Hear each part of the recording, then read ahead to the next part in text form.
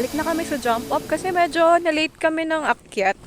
Medyo inalan na rin kami sa along the way. Anyway, sobrang worth it talaga dito sa sa Mount Kabunyan.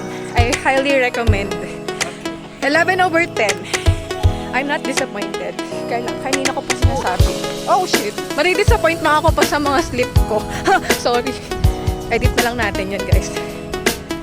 Oh my God! So, yun. Ayan, sobrang ganda. Ang solid! Kakaiba talaga yung landscape dito.